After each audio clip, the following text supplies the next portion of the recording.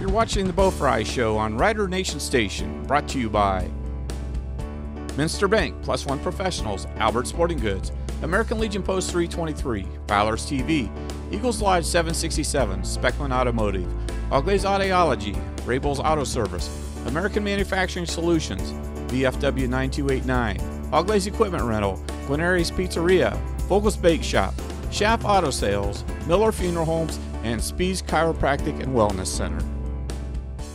Well, hello again, everyone, and welcome to week number 3 of the Bo Frye Show. I'm Joe Hurlburt, your host, and with me is Head Coach Bo Frye. And first of all, Coach, congratulations on your first Western Buckeye League of the season here at home last week against Defiance. Yeah, it was a lot of fun. Thanks a lot. Well, let's take a look at the records as far as Western Buckeye League teams are concerned. Wbl Records, we find Van Wert, St. Mary's, Elida, Shawnee, and Walpock, all with 1-0 records. Bath, Defiance, OG, Kenton, and Salina, all with 0-1 league marks. Overall, Van Wert, St. Mary's, Elida, Shawnee find themselves 2-0 on the season. Walpock, Bath, Defiance are 1-1 on the season, and OG, Kenton, and Salina are winless. And to me, Coach, there's two things that glare out to me is that OG has yet to win, and Kenton has yet to win. So I don't know as we go along. You got OG in a couple of weeks. They lost to Walpock last week. We'll talk about that game in a little while. But does that surprise you? Well, I think they both had pretty good opening opponents to start the season. Coldwater for Kenton and Eastwood for OG, who were both very, very, very good opponents. And the second week games were just as good. So I think they're trying to find their footing, but I think the opponents they played were probably more of a deal than them. Absolutely. Well, last week, let's take a look at the scores in the Western Buckeye League. Shawnee defeated Bath 14-7. Van Wert beat Salina 45-7. And Walpock defeated OG 28-13. Elida threw a shutout against Kenton 34-0. And, of course, St. Mary's rolls over Defiance 56-0. This week around the Western Buckeye League, OG will be on the road. They will take on the Elida Bulldogs. Van Wert will travel to Defiance to take on the Bulldogs. Salina will travel to Shawnee. Bath is at Kenton. And St. Mary's will be on the road again. They will take on the Wapakoneta Redskins. So some good matchups early in the season. And it's a little early right now to say, but probably about week 4, week 5, you'll see the team starting to settle in as to where they will be headed as far as cream rising to the top, so to speak. So it's just, we'll give it a couple of weeks. It's starting to take shape now, but we'll wait in a couple of weeks and see how things fall into place.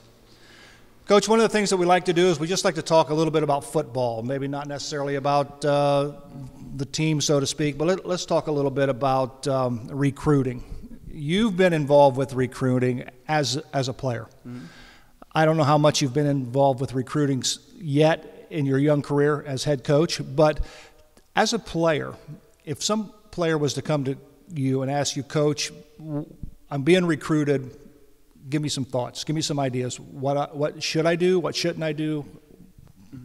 Well, the first thing you got to do is take care of the classroom, because they're never going to recruit someone whose grades are not good. So I would first tell them, hey, make sure your grades are very, very good, because that's the first spot you got to take care of. The second thing is you got to start getting into some camps. You got to put film out there on Huddle. You almost have to recruit yourself. You have to put yourself out there a bit, especially if you're not a 5-star recruit, which we don't have very many of them walking around our hallways right now.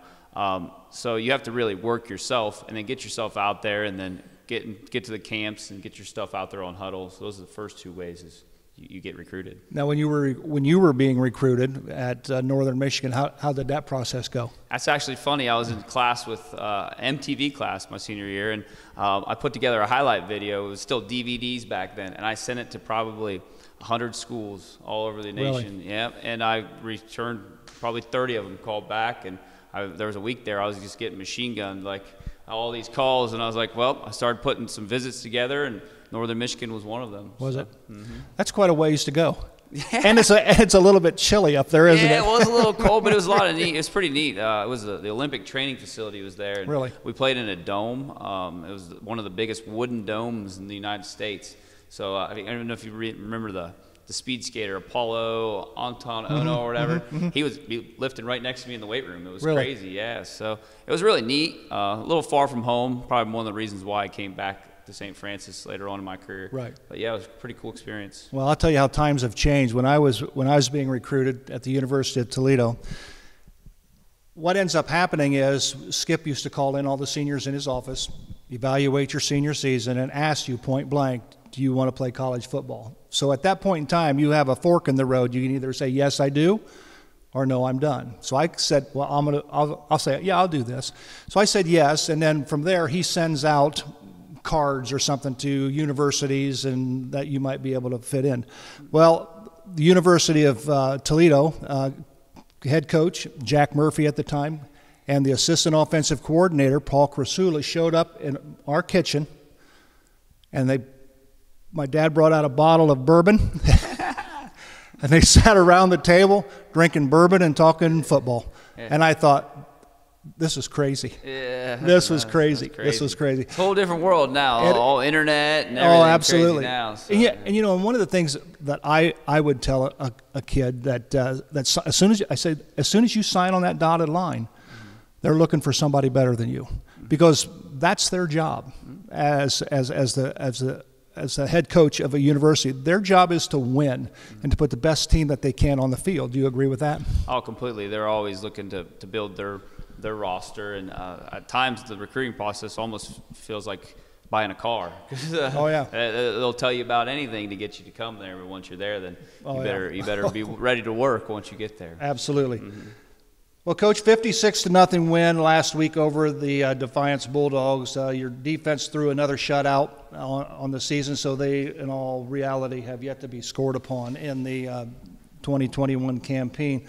But your offense, we'll look at them first, and we got some clips we'll take a look at. But you picked up 18 first downs in the ball game. You had 58 rushing attempts for 333 yards. That averages out to about 5.7 yards per carry. And when you're at first down and you picked up 5, you can do a lot of things with 2nd and 4, 2nd and 5. Oh, completely. You don't have to throw the ball as much. Obviously, if the offense is clicking, that's the first thing you have to do. You can keep running your system. So yeah. And so you had to be happy with the penalties. I think you had 1 penalty, and I don't believe you had any turnovers in the ball game. As a matter of fact, I think your takeaway ratio was +5. +5 on the night, +4 on the season. That's hanging on our board, on the top of our wall in there, right there. And when you walk in our locker room, so we pride ourselves in that. And I definitely think week 1 we were a little grabby, and we focused on and practiced all week on getting your hands in. My guards were running with balls in their hands, so they couldn't grab people. So it's definitely something we focus on and we try to get better at each week. Absolutely, and here's probably an impressive statistic. 6 times in the red zone, 6 scores. So you have to be pleased once you got inside the red zone. Yeah, that's what you always want to do. You want to score points no matter what, whether it be 3 or 6, and 6 is always better. Absolutely. Well, let's take a look at some of the highlights here from last week's game. Of course, our first clip. This is just basically good line surge by your offensive line. Yeah, when you're getting off the ball, running your feet, great things happen. And when you're surging and you'll run your feet, the play will go for as long as you're running your feet. I thought your offense did a great job just being poised, and I think really, in all honesty, both sides of the football, I think you guys won the battle in the trenches. Yeah, and that's each week we pride ourselves on that, and that's something we have to continue to do. This next play here, I chose this clip because this here is a clip where you put in a long snap count. Oh, yeah. The discipline by the offensive line to stay put, and then you had a linebacker jump, and your offensive line stayed put. Yeah, we do that. Sometimes when we think they're teeing off on us a little bit, we'll change up the cadence and we'll hold our water is what we call it, so we're not jumping off sides. But it's a big deal that we try to make sure that we take care of ourselves and don't jump off sides. This next play is the run by Colton Mabry. Yeah. Your freshman, of course, he's learning and getting better each and every week. This is just a nice run. Yeah, very good. You saw the guards getting out in front. That's a textbook buck sweep by us. So and Colton, he's getting better each week, and I think he'll progressively get better each week, which I'm proud of him, and he needs to continue to get better each week. The next clip is the same play of the Mabry run. It's just from a different angle. Back view. Yeah, as you can see, our falling down a little bit at guard, but at least they're getting their hands in. So that's what we were focused on all week, of getting our hands in and not getting your hands out of the framework on the edge. This is Ross Henson, his run. Last week against London, they kind of had him bottled up, but he finally started to break some things away and put some things together. And the offensive line did a great job at the line, getting him some holes opened. Yeah, I kind of talked last week about our focus was to get the fullback play better. And Ross definitely got better this week. I said fullbacks and fireballs. That's what we were looking for on Friday. So he played better, and he continues to get better. That last run by Ross Henson set up his first of 3 touchdowns on the evening. Yeah, anytime a back continues to pick their feet up and continues to run and really wants to get in the end zone, it happens. So it's all process, and everybody works together to get where we need to be. Again, good line surge and just pushing the Defiance Bulldogs back. This next play is a nice run by Tanner Howe. Yeah, Tanner continues to play hard for us, continues to run through backfield mess. He makes things happen. That's just Tanner's forte, and he's playing great football for us right now. Did the heat by any chance have any effect on you guys? You have a few guys going both ways, but Defiance, of their 11 starters, 10 of those guys went both ways. Yeah, I think eventually it took its toll on them. Definitely, and I think anytime you can be as close to 2 platoon as possible, it's good for your football team. Right. So, yeah, it did, but there was a point there where Stosh Patterson was throwing up on the field a little bit. But he came out for a play, came back in, but he's one of the guys playing both ways. But it's a lot of football when you're playing both ways. So, it is, yeah. Absolutely. This is a nice offensive line surge down in the red zone. And again, Gavin Reinecke picks up good yardage on a quarterback sneak. Yeah, it's quarterback sneak. It's our bread and butter, so we got to be able to do that. And I said the longer the offensive line runs their feet, the longer that play will go. This here is Ross Henson's second touchdown of the night out of the full house backfield, and pretty much goes in untouched. Yeah, he's doing a better job of picking his feet up, finding the end zone, which he didn't do as well against London. Full house in the backfield. Again, Ross Henson, this is his third touchdown of the night.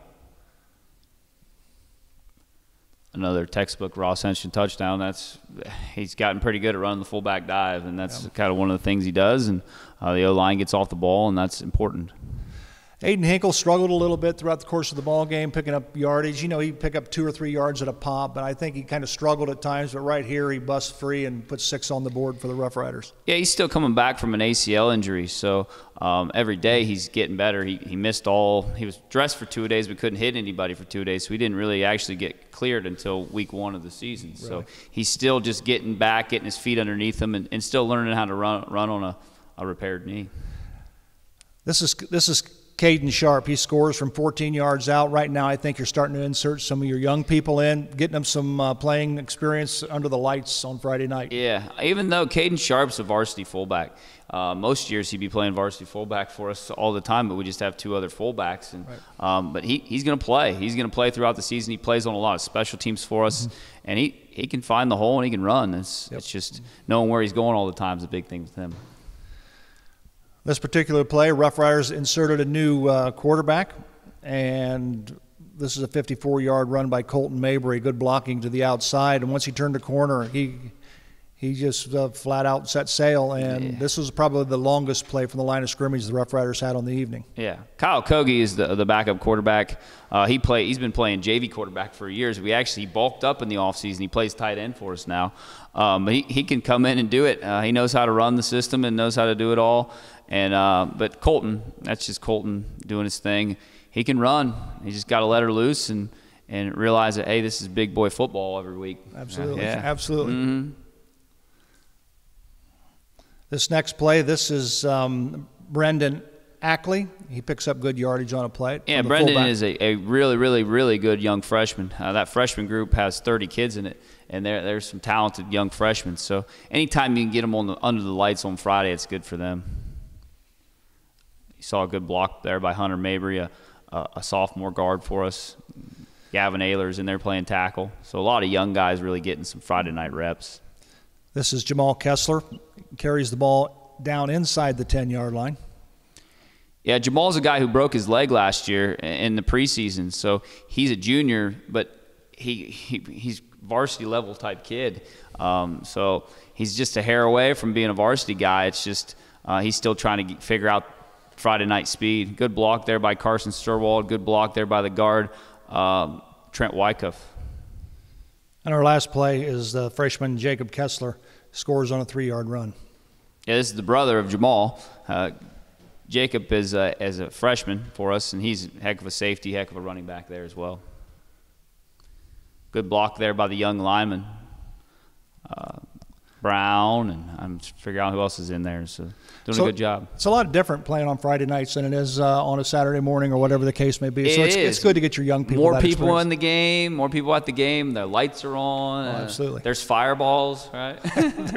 there was, and I saw the most perfect smoke ring. Yeah, that was just unbelievable. Yeah. I was joking. Somebody ever seen the wedding crashers? They say crab cakes and football. That's what Maryland does. I said fullbacks and fireballs. That's what St. Mary's does. Yeah, absolutely.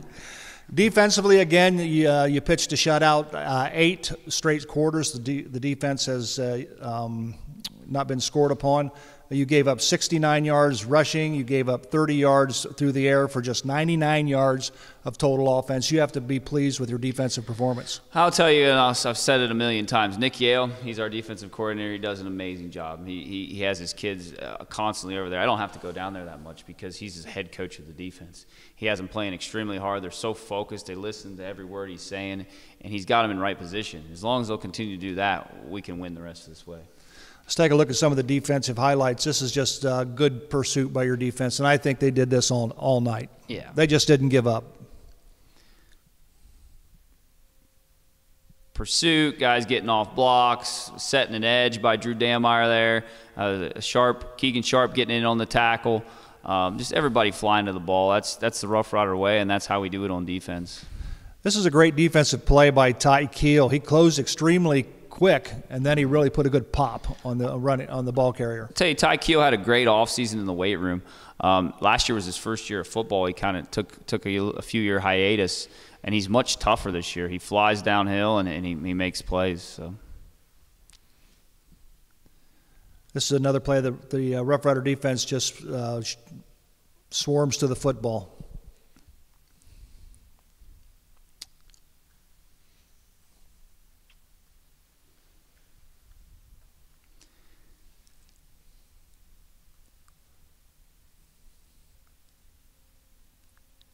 It's a great job by Braxton King getting off a block, Drew Dameyer getting off blocks. Just everybody pursuing to the ball. If you won't be blocked, you can play great defense.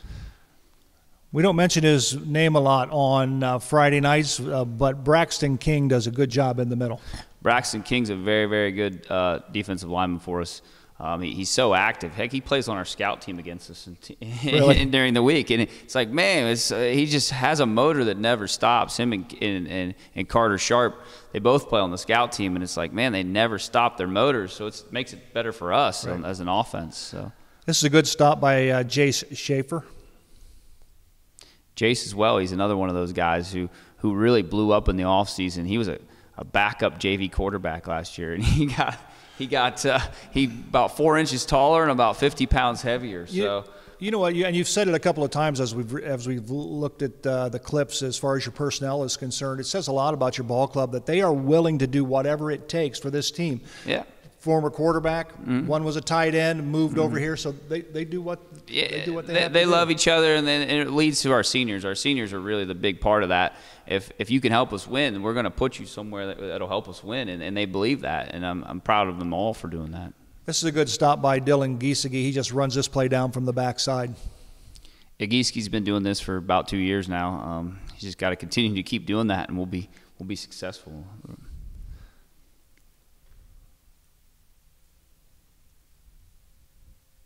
I think we need to go to the next one because I think that's an offensive play that got snuck in there. We were going to throw it there. Maybe. We didn't complete any, so that wasn't a pass, I'll tell you that. So I think this next play we're going to see defense, I think this is the pick 6 by Drew Dameyer. Yeah, this is right after the half. I said, kind of went into halftime, said I didn't think we were playing with enough heart, and Drew came out and picked the ball off and ran it back for a touchdown. And I'll say it a million times. Drew was not a varsity football player last year, not even sniffing the varsity field last year, and he really made himself into a football player, and I'm proud of him, and he's got to continue to do what he's doing. He makes a difference. Yeah, he's playing so hard. That's just the number one thing you can ask for. If you'll play hard and love the Rough Rider football, then absolutely, then you'll play a lot of football here. Yeah, this is the same play just from the end zone. Yeah, he just drops out doing his job. Dropping to the flats, doing his job, and really sometimes just when you're doing your job, good things happen. So that's his flats to cover, right? So. Absolutely. Mm-hmm. This next play is Carter Sharp. He comes up with a fumble. That's exciting. Yeah. Carter Sharp has not played football since his freshman year. He's a heck of a wrestler. We said, why aren't you playing football after he won the league in wrestling? We said, why aren't you back out here on the football field? And he said, I'll come back out because his twin brothers played. And he came back out, and he's loving it. So we're happy we have him. So right now we're going to start filtering in some new players, get some playing time. So this is new personnel. Yeah. Some of our young guys are playing on defense here. A lot of these guys practice so hard against us, and it's just fun to see them play on Friday nights. You saw Xavier LeClaire in there in the middle of the big guy, and then some of the other ones flying to the ball. This is a big hit by Jamal Kessler. This has got to make Nick Yale happy. I think Jamal and boom, there it Jamal, is. Yeah, Jamal, like I said, Jamal hurt his leg last year, so he didn't get a lot of reps. So he's still trying to get up to varsity speed, but he's closer every week. So this is a big sack by your defense here. Mm-hmm. Yeah, very good sack by these young guys. He's getting to the quarterback, man. They're playing with such love and emotion.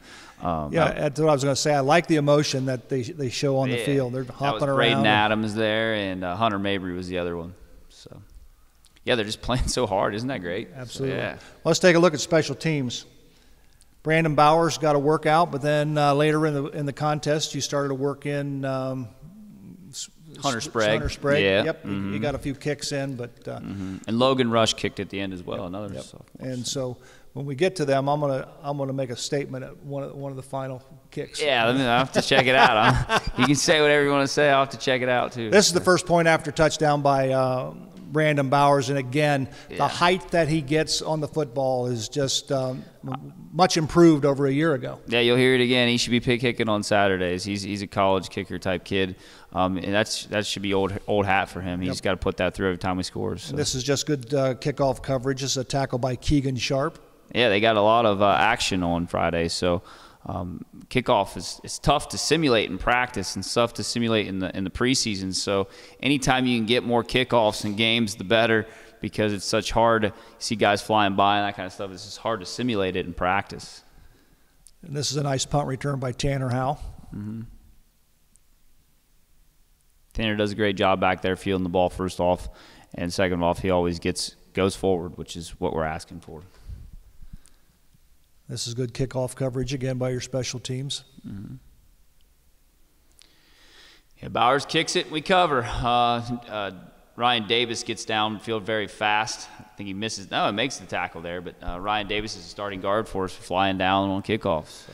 Well, there was a couple of times I believe that Brandon put it in the end zone for a couple of touchbacks, and that's always a weapon as well. That's huge. If they're starting with the ball on the 20-yard line, that's a heck of a lot better than at the 30, 40. Absolutely. So. This is your new kicker, Hunter Sprague. Hunter Sprague's a sophomore. He does a good job. He's a squib guy. He squibs it off because he doesn't have the leg yet. Needs another year in the weight room and continuously getting better. So. Here's Logan Rush. It's not very good protection, not a great snap, but he puts it through. So it's good to see for a young guy not shying away from kicking. That's how you know you're living right.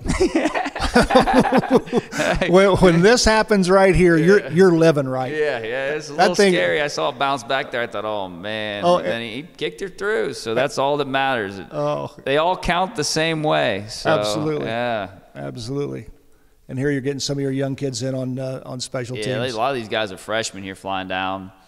You have Keaton Fishball. You have Dominic Osborne. Just flying down fast and trying to make plays. They got to probably wrap up when they get down there, but It looked like a Kessler kid that made the tackle there. Their hearts are probably racing 110 mile an hour. Hey, that's good for them. It's fun for them. It's and nice to see. This is good poise here by Hunter Sprague. He bobbles the snap. It's over his head. First of all, he gets it, and then he chases it down, and then just the poise. Boom, he just gets it away. It was a good job kicking it away. Yeah, sometimes those young snappers don't always get the best work, so sometimes they get thrown to the fire in games. So they got to get it done when they're in there. Absolutely. Well, we're going to take a break. When we come back, we're going to take a look at this week's opponent, the Wapakoneta Redskins, as the Rough Riders are on the road at Harmon Field this Friday night. Rider Nation Station will be there to bring you the broadcasts. We'll take a break. We'll come right back. You're watching the Bo Frye Show on Rider Nation Station, brought to you by Minster Bank, Plus One Professionals, Albert Sporting Goods, American Legion Post 323, Fowler's TV, Eagles Lodge 767, Speckman Automotive, Auglaze Audiology, Rabel's Auto Service, American Manufacturing Solutions, VFW 9289, Auglaze Equipment Rental, Guarneri's Pizzeria, Vogel's Bake Shop, Schaff Auto Sales, Miller Funeral Homes, and Spees Chiropractic and Wellness Center. All righty, we welcome you back to the Bo Frye Show. Joe Hurlburt along with Head Coach Bo Frye. Again, we want you to visit our sponsors. We thank them so much for sponsoring Rider Nation Station, Rough Rider Football, and if you get an opportunity, go patronize those folks, because if it wasn't for them, we wouldn't be able to do what we're doing, and that's bring you Rough Rider Football here on Rider Nation Station. Well, Coach, the Wapakoneta Redskins, you're on the road, you travel over to Harmon Field, you're familiar with the facility, you're familiar with their style of play. Coach Travis Moyer has the Wapakoneta Redskins at 1-1, but they came off a big win, I think, last week against the OG Titans. Yeah, Coach Moyer has them playing super hard, has them playing very fundamentally sound, and you could see the growth they made from week 1 to week 2 in the trenches with their skill guys all the way across. So we know that we have to be up to par if we want to win on Friday. So they won last week against the OG Titans. Their season opener was against Marion Loco, which they lost by a score of 31-6. And their win over the OG Titans, their 28-13 win, they had 410 yards of total offense. They're basically led by 2 players that stuck out to me as I was looking over some of the articles that I read. Quarterback Braden Goulet, he carried the ball 17 times for 181 yards, 2 touchdowns. He had 2 big runs in the contest. And Jace Mullins, 14 carries, 115 yards, and 2 touchdowns. So I guess when you look at the Rough Rider defense to try to contain them, that will be the focus, to try to contain them. Oh, definitely. Those 2 kids you just listed are 2, if not the best, one of the best in the league, running back and quarterback. So we have to continue to do what we do, pursuit of the ball, tackle well, and just keep playing with great energy. Now, you compared them, you compared London to the Wapakoneta Redskins, so you did good against London, the Red Raiders. We'll have to bring that energy to the field. Yeah, I think they compare defensively. I'd say they compare more than offensively.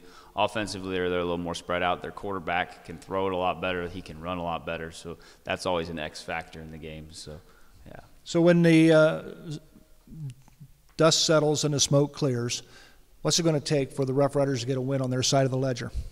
I think go back to it again. We got to continue to improve us. Take care of our own house. We have to continue to keep playing extremely hard. We got to continue to keep loving each other, and just take care of ourselves and do our job and hope at the end our score is bigger than their score. Absolutely. Well, we wish you the best this Friday night against the Wapakoneta Redskins. And, of course, Rider Nation Station will be there. Zach Farrell will join me in the booth as we bring you all the play-by-play action of this week's Western Buckeye League contest between the St. Mary's Rough Riders and the Wapakoneta Redskins. Of course, we'll have notifications out if we're going to be live streaming or on the audio. One way or the other, we're going to be there. So until next week, I'm Joe Hurlburt along with Head Coach Bo Frye. So long, everyone.